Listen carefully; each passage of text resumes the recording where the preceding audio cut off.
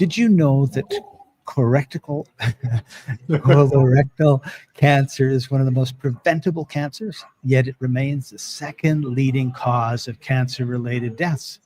The key to beating it is awareness, early detection, and simple lifestyle changes. We feel like we say this every week. In this episode, we're breaking down everything you need to know: symptoms, risk factors, screenings, and the latest treatments. So you can take control of your health, and I can take control of my tongue. Whether you're here for yourself or a loved one, this information would be life-saving.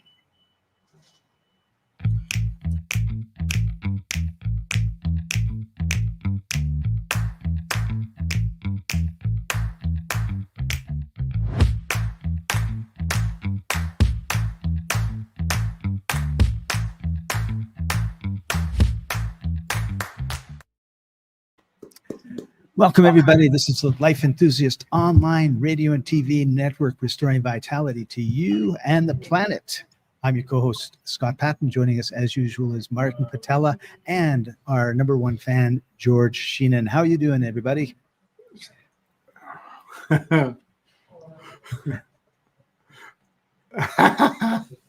George, you're a beautiful human being, I tell you. Whatever it is, you have been through it. You probably have the t-shirt too. And if you don't have a t-shirt, you may have a few stripes here on your military decorations, or God knows what's with you. Right. Anyways, send a picture. So colorectal. No, I can't pronounce it either. It's not an easy word. Colorectal. Well, listen, you have a rectum, which is the part of the ass, as George would declare it. So there's the sphincter, then there's the space, and then there's the turn. If you put your finger in about to here, up your rectum, you will find the turn in the colon. And then you are in the descending colon, and then you're in the sigmoid colon, and then you're in the ascending colon, and then you are right at cecum, where the small intestine turns into the large intestine. Anyway, so that's the colon. What does the colon do, Martin? Yeah, in your body, it starts in the bottom right, where you would have this stitchy pain. That if you have a stitchy pain, that's usually the interface between the small and the large intestine. Colon. I think the number one goal is to retrieve water from the slurry that's coming down through the small intestine. Like, the food is massaged and pre-digested in the stomach. It's taken apart and nutrient extracted in the small intestine. And then the final processing is done in the large intestine, in the colon. So the colon is kind of like the sewer system. We're getting rid of that. It's a recycling plant. It would be more like the the plants that it's the end of the sewer system, where the final processing, I can't think of the word right now, but it's something like sewage plant or something like that. What do they call it in the cities? Can you think of a better word? Sewage plant. Okay, then. So in other words, everything that the body doesn't want ends up there, hopefully, and then gets thrown out. But the water is taken away and recycled. That's why it's not the same as when we pee. Right. And what we do not want is the inside of treatment the plant. George says it's treatment plant. We need to have you on the show, George. Thanks. All the time. Thanks for the help, George. Anyway, the colon, the inner surfaces of the colon, it's a pipe, could end up being coated with, caked on, dried on, what we call the mucoid plaque. This plaque could look sort of like a skin of a snake. Kind of black, gooey, ugly thing that if you're pulling the water through it, It's really a very unappetizing concept. Most people are not really happy drinking water that's been just out of the treatment plant. Right. The concept is just But it, sometimes this stuff sticks to the inside of the pipe you're talking about. yeah, exactly. That's where we have our problem. Yeah. And so here we have, so whenever the wall of the colon, and why visualize it like this, it's actually peristaltically moving stuff along. And so there are these muscles that are cross the length, and they can be separated. And if they separate, the colon starts bulging up, and that will become a little diverticulum. It's a pocket that bumps out of the colon, and stuff will move slower in there. And if something gets stuck in that little diverticulum, the little side pocket, it will fester. It could get inflamed. And if it gets that, then you will have diverticulitis, an inflammation of Yes. diverticulum. And then you'll get treated with antibiotics, which will wipe out the natural microbiome. Yeah, so osis, diverticulosis, is the continuous problem, and itis is the inflammation. Yeah. Right. Anyway, that's a very undesirable thing because they'll hit you with antibiotics and then they'll destroy the natural balance of things, and it's going to be a significantly difficult process to get it all back in balance. Right. Right. Yeah. So, Martin, you just reminded me, I have a very good friend in Greece, and his daughter contacted me 3 days ago, and he had been in the hospital. He'd had an operation for 10.5 hours because he had a hole in his colon, and they needed to get in there, find the hole, close the hole, and I guess he was just like, it's like poison was going all throughout his body because he had this leak. Yeah, so that space is called peritoneum, and peritonitis would be an inflammation of the entire space within you. Like when you get a bullet wound in your belly, or any injury, like a sword in your belly or a bullet in your belly, it will puncture the small intestine and possibly the large intestine, depending where it goes.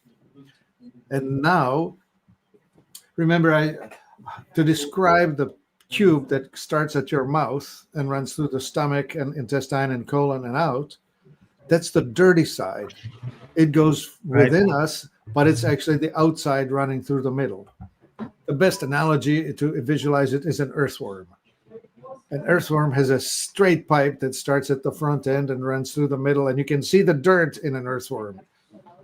Right? Like you can see the dark line going through the middle of it, and then it comes out on the other side. Anyway, so when you get the dirt into the sensitive, fragile, supposedly sterile part of your body, it's a massive disaster. They essentially need to cut you open, stem to stern, all the way, take everything out, wash it with sterile saline, rinse you out, sterilize you, probably load you with antibiotics inside and out, and put it all back in place and sew you up. It's I can't imagine worse than that operation. Right. And the guy that founded Exula, Javari, had at some point in his life a colonoscopy. And during the colonoscopy, they perforated his colon. And so he indeed was made toxic by his own poop that was going into his cavity. And that was part of the thing that took him down. Right. Yeah. So if something goes wrong with your colon, there's a big problem. Oh, so, yeah. Yeah, a hole in the colon is holy shit. Right. In more ways than one. Yep. So let's talk about what causes the cancer part of this issue. because Right. cancer is not a hole in your colon. Right. So cancer cells become cancerous when they lose their metabolic ability. For some reason, a cancer cell is designed by the body to produce acids. Lactic acid is the main, but propionic, valeric, and whatever else acids. Greetings to others. Okay, so think of it this way. Your body requires a balance of alkalinity and acidity. Starting with your mouth. When you ingest food, your mouth is supposed to be alkaline. You're perceiving it as sweetness and smoothness. Then you swallow it. In your stomach, the pH is supposed to go very strongly acidic. It goes to pH of 1.5 or 2, really acidic. Now your stomach is coated on the inside with a lot of mucus, and it's protecting itself, but it's really acidic. And that's designed to kill off infectious things and also to just break down the food that you brought in. Then, when it's finished processing, usually 2 to 3 hours in the stomach, the bottom valve opens up and the chyme, CHYME, leaves the stomach into the small intestine. And just as it's leaving, the pancreas is inserting a whole bunch of sodium bicarbonate to neutralize this chyme, because the small intestine is supposed to be alkaline. Because the microbes that are doing their work in the small intestine need to work at the pH that's somewhere above 7.5, close to 8, something like that. So alkalizing the small intestine. And then at the end of the small intestine, we're moving into the large intestine, and the pH needs to be switching to acidic. And it needs to be more acidic than 6.5. So lower than 6.5. If your poop is too alkaline, you have a serious problem in your colon. And then there's the cancer cell. The cancer cell's divine design is to make acid. So if there isn't enough acid in your body, which you will get through, how do you get lactic acid? You probably know. When you exercise toward exhaustion, toward the limit, like your muscles will get stiff and you get crampy. That's when lactic acid is being made by your own cells. So if you don't have enough lactic acid in your body, I think the body will sacrifice some of its own cells and start making these acids. A cancer cell is an obligate glucose metabolizer, taking in carbohydrates and converting them into these acids. So I speculate that it may happen that it's by divine design that the body decides that there's not enough lactic acid in your body, and it's going to actually use sacrifice some cells and start making acid right there on the spot. Now we see that as a problem. We see that as a disaster, but it could be that the body actually wants to do it because it needs it. The precancerous cells in the colon are known as polyps. And when you get a colonoscopy, which is inserting a camera up from the rectum and looking around, they are looking for these abnormal looking islands of tissue. And if you have a polyp, they'll snip it out. They have these tiny little scissors, and they will just knock out the piece of the colon wall that's not normal and sew it up. But it might be that if we ingest enough lactic acid, which we get from fermented foods, sauerkraut and kimchi and fermented fish, maybe we would not even get to the cancer. Of course, we can go ahead.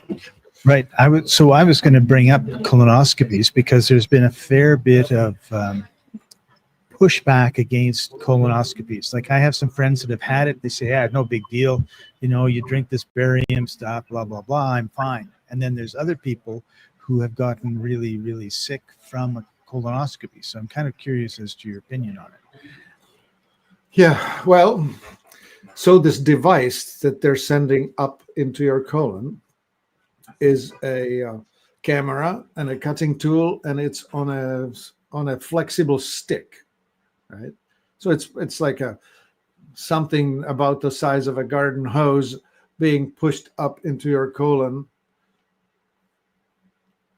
So this thing has been in somebody else not long ago, and they do try to sterilize it with some toxic chemicals, but there's a lot of nooks and crannies and whatevers. I think that there's Scott. You have no mic.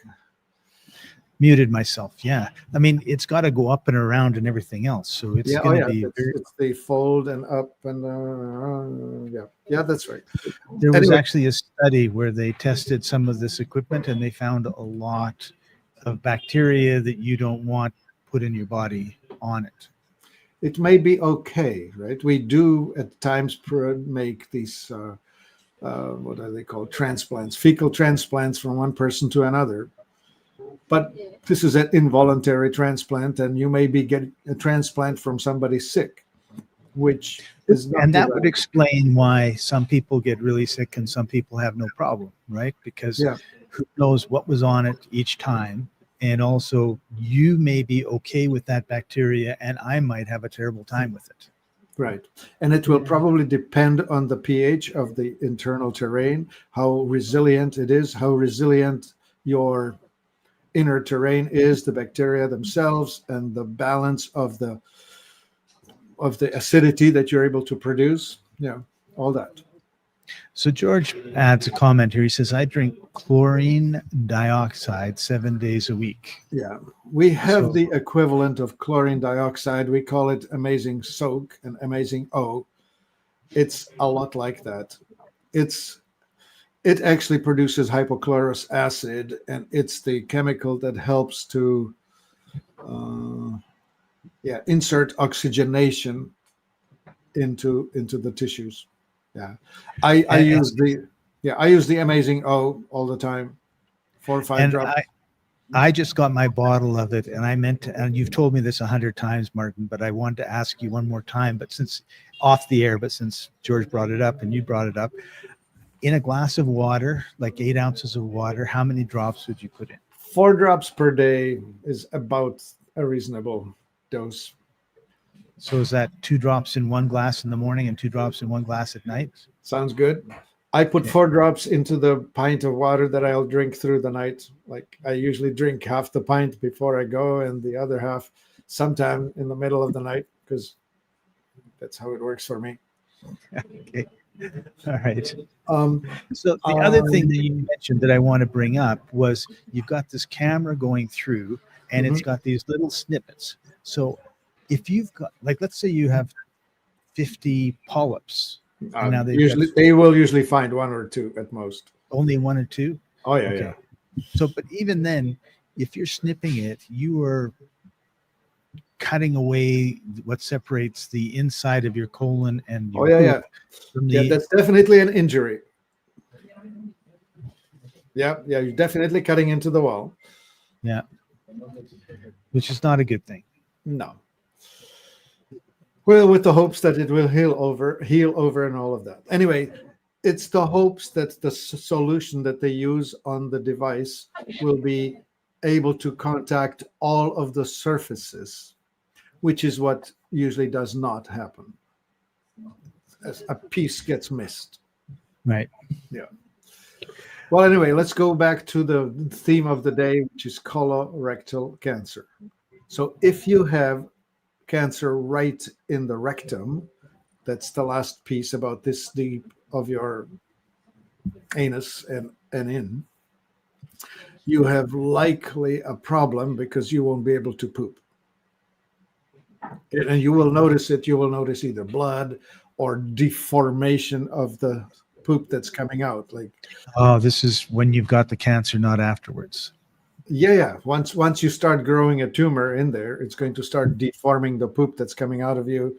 It may break surfaces, so you will see blood. Although you may see blood on hemorrhoids too. By Right. the way, blood in the stool, right? If it's really bright red, it's from the last stage, right? Like it's just right in there somewhere in the hemorrhoidal plexus. That usually means less trouble than blood that has been digested, that the brown and digested looking blood, because that means you have trouble further up. Right. Anyway, Oof. so if you're noticing that, you definitely want to have yourself checked out. Yeah. Don't. So if you have cancer there, current treatment options are basically surgery, chemotherapy, immunotherapy. And if you don't want to do that, you need to do some prevention things. Right. Well, okay. So if it's in the rectum, you probably will lose your ability to have natural bowel movements, and they will cut a hole in your side and attach a colostomy bag to it. So you will be now stuck with a bag it's a real not It's a fun. nightmare. It's a not nightmare. fun to deal with. Your intimate life will change. Yeah. You will have this smelly bag that you'll have on your side all the time, open to the Right. elements. Life is over as we know it. It's not fun. It can be So don't do reversed. that. It Don't can do be that. reversed. Some people have had it reversed after they have been repaired. So, but There's it's that. a major operation, and major operations are inherently dangerous. Every time you go into an anesthetic, it's not guaranteed that you're coming back. Yeah, you may not wake up. Yeah. And that's just from that part of it. Forget about what they're trying to do when they try to fix you. Yeah. So you can have the surgery, they can cut you open, you can do chemotherapy, which is basically killing everything, immunotherapy, I don't know what that is, or you can do some preventative things. So we're looking at diet and nutrition, exercise, no smoking, no excess alcohol consumption, managing your gut health, and managing your inflammation. Right. Why do we get cancer? Because we have introduced toxicity, malnutrition, stagnation, and trauma. Well, that's an emotional thing. That emotional component is super important, but we're just doing the physical stuff here in this talk. Right. But I want to tell you, the emotional stuff, to me, I would use the metaphor of an iceberg, where if you see an iceberg, the stuff that's above the waterline is actually about 10% of the total mass of the iceberg. And likewise, the physical manifestation that you're seeing here now, at whatever that is, has an emotional component that's below the waterline, and it's big, and you need to deal with it. And colon cancer travels on the vibration of a grievance, of unforgiveness. And it's what's eating you as opposed to what you're eating that is involved here. Yeah. And there's a whole science and encyclopedia of information about which emotions are and which, like you were saying, grievances are involved in, the physical manifestation. So it really behooves everybody to get in and do some research and start learning about this stuff, because if you find something's happening on the outside, find out what's causing it from the inside, because it's like the seed, right? You put the seed in the ground, you don't see it until it pops up, right? Yeah. And unfortunately for us, when it pops up, it's usually late, not necessarily too late, but it's late. well established. Like the bamboo would be a great metaphor, because bamboo, for 5 years, you don't see much, but it's building underground. It's building a massive network of roots. And then once it gets going, it starts growing like you wouldn't believe. Yeah. Anyway.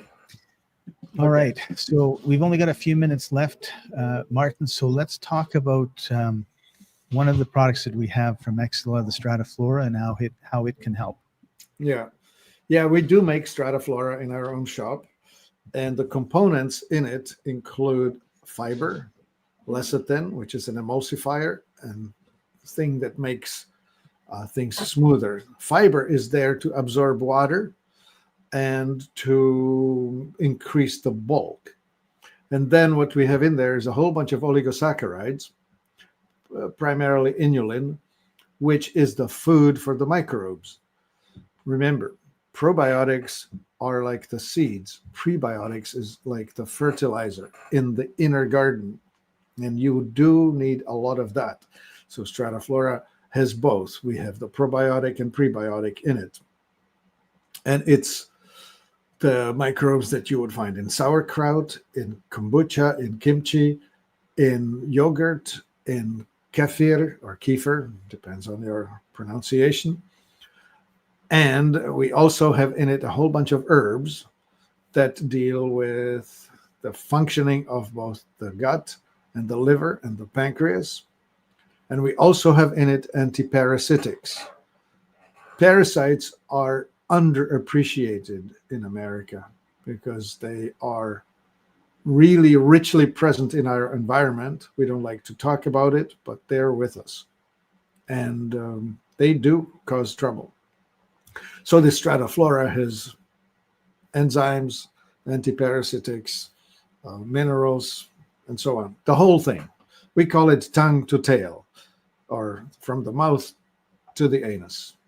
It's taking care of every stage with a particular set of nutrients. Right. We have a question from Vladimir. I'd like us to get it in before we have to go. How do you obliterate colon cancer polyps or cells? Right. And we don't like to use the war model to obliterate and nuke and cut and whatever.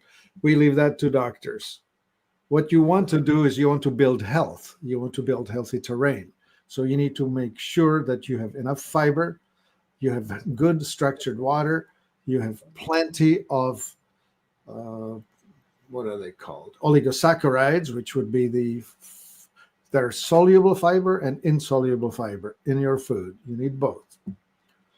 And most of all, you need to have the correct pH in your colon, which needs to be sufficiently acidic. So when there is enough butyric acid and lactic acid, propionic, valeric, acetic, all of those, when there's enough of that in your body, then there's no need for the cancer cell to be producing that. So that would be the approach. If you do find yourself with cancer or something like that, we would recommend an immune system support. We have a natural one. We call it Elagiplex.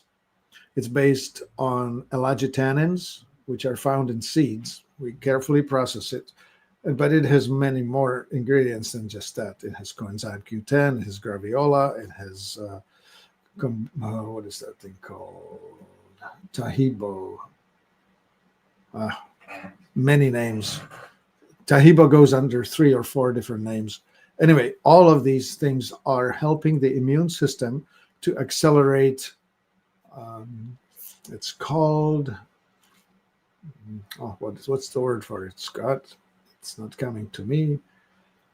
I don't want to say the words that are going to get us banned on the channel. And so, okay, I had to start talking about something else to remember it. It's called, which is a great time.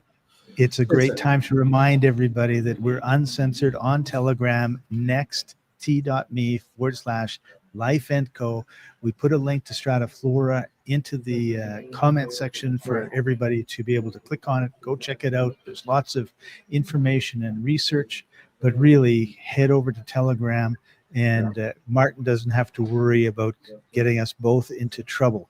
Yeah. And the word is apoptosis, and it's about fixing the cells, helping the immune system to shut off what is not good. Anyway, I have to go to the other side. So thanks, folks. Look up Elagiplex and Strataflora at Life-Enthusiast lifeenthusiast.com. Right. And make sure that you do a like, share this with your friends. And we appreciate you all. This has been the Life Enthusiast online radio and TV network, restoring vitality to you and the planet. We go live every Thursday at 2:30 Eastern, and we'll see you next time. Thanks for joining us, everybody.